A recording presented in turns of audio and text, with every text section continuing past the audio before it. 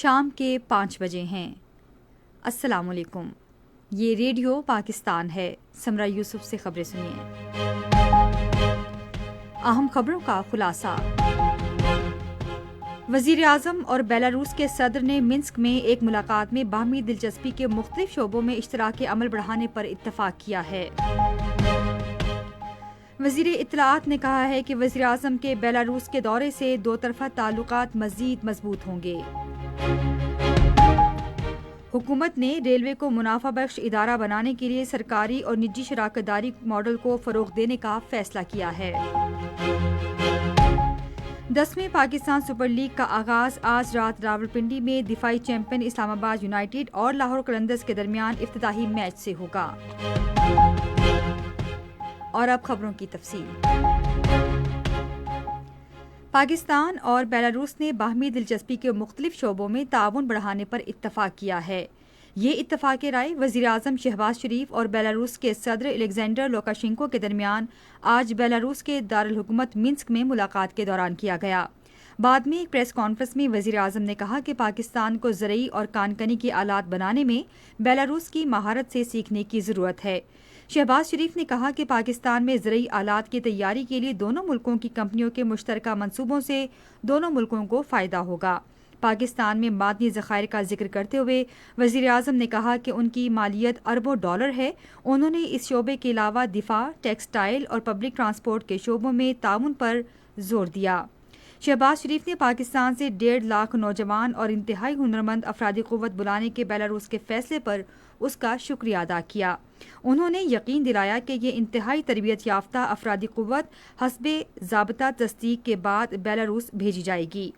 اس سے پہلے دونوں ملکوں نے سمجھوتوں اور مفاہمت کی یادداشتوں کی دستخط شدہ دستاویزات کا تبادلہ کیا۔ یہ سمجھوتے اور مفاہمت کی یادداشتیں دفاع، ماحول، تجارت اور معیشت سے متعلق ہیں۔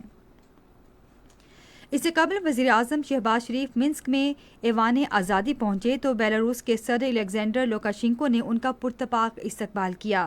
اس موقع پر دونوں ملکوں کے قومی ترانے بجائے گئے۔ بیلاروس کی مسلح افواج نے وزیر اعظم کو گارڈ آف آنر پیش کیا۔ وزیر اطلاعات و نشریات عطا اللہ تارڑ نے کہا ہے کہ وزیر اعظم کے دورہ بیلاروس سے دو طرفہ تعلقات مزید مستحکم ہوں گے۔ وزیر اعظم کے دورہ بیلاروس کے حوالے سے خصوصی گفتگو کرتے ہوئے انہوں نے کہا کہ کچھ ماہ قبل بیلاروس کے صدر الیگزینڈر لوکاشینکو کے دورہ پاکستان کے دوران دونوں ممالک نے مختلف شعبوں میں تعلقات کو فروغ دینے پر اتفاق کیا تھا۔ عطا اللہ تارڑ نے کہا کہ غیر ملکی سرمایہ کار مختلف شعبوں میں سرمایہ کاری کے لیے گہری دلچسپی کا اظہار کر رہے ہیں۔ صدر آصف علی زرداری اور وزیر اعظم محمد شہباز شریف نے لوور دیر میں 2 دہشت گردوں کو ہلاک کرنے پر سیکورٹی فورسز کو خراج تحسین پیش کیا ہے۔ صدر نے ایک بیان میں کہا کہ دہشت گردی کے خاتمے تک سیکورٹی فورسز اپنی کارروائیاں جاری رکھیں گی۔ وزیر اعظم نے اپنے بیان میں عزم ظاہر کیا کہ انسانیت کے دشمنوں کے مذموم عزائم کو خاک میں ملاتے رہیں گے۔ اس سے پہلے لوور دیر کے علاقے تمرگرہ میں سیکورٹی فورسز نے خفیہ اطلاعات کی بنیاد پر ایک کارروائی کے دوران انتہائی مطلوب خارجی حفیظ اللہ عرف کوچوان سمیت 2 خوارج کو ہلاک کر دیا ہے۔ خارجی حفیظ اللہ کوچوان بے گناہ شہریوں سمیت سیکورٹی فورسز کے خلاف دہشت گردی کی کئی کارروائیوں میں ملوث تھا۔ حکومت نے پاکستان ریلوے کو منافع بخش اور پائیدار ادارہ بنانے کے لیے سرکاری اور نجی شعبے کی شراکت کے ماڈل کو فروغ دینے کا فیصلہ کیا ہے۔ یہ فیصلہ آج اسلام آباد میں وزیر ریلوے حنیف عباسی کی زیر صدارت اجلاس میں کیا گیا۔ اس ماڈل کے ذریعے نجی شعبے کی شرکت کی حوصلہ افزائی کی جائے گی تاکہ ادارے میں تیز تجارتی ترقی اور بنیادی ڈھانچے کو بہتر بنایا جائے۔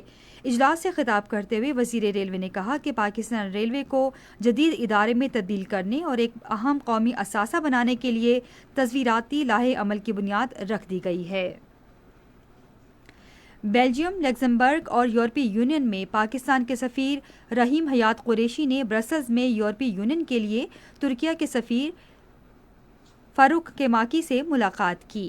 انہوں نے ملاقات کے دوران نئی جغرافیائی سیاسی صورتحال اور باہمی دلچسپی کے امور پر تبادلہ خیال کیا۔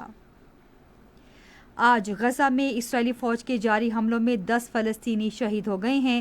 تفصیلات کے مطابق خان یونس شہر کے ایک گھر پر اسرائیلی فوج کے حملے میں ایک ہی خاندان کے 8 افراد شہید ہو گئے۔ بیت اللحیہ میں جمع افراد پر ایک الگ حملے میں 2 شہری شہید ہوئے۔ 10ویں پاکستان سپر لیگ کا آغاز آج رات راولپنڈی میں دفاعی چیمپئن اسلام آباد یونائیٹڈ اور لاہور قلندرز کے درمیان میچ سے ہوگا۔ میچ رات 8:30 بجے شروع ہوگا۔ آج لاہور میں خواتین کے ICC عالمی کپ کوالیفائر کے ایک میچ میں پاکستان نے اب سے تھوڑی دیر پہلے تک 28.2 اوورز میں 167 رنز بنائے اور اس کے 4 کھلاڑی آؤٹ ہوئے۔ اس سے پہلے اسکاٹ لینڈ نے مقررہ اوورز میں 9 وکٹوں کے نقصان پر 186 رنز بنائے تھے۔ بارش کے باعث میچ 32 اوورز تک محدود کر دیا گیا تھا۔ اسی کے ساتھ خبریں ختم ہوئیں۔ مزید خبروں تجزیوں کے لیے آئی ہماری ویب سائٹ radio.gov.pk پر اور فیس بک کے link radio Pakistan news official پر براہ راست ویڈیو اسٹریمنگ بھی ملاحظہ کیجیے۔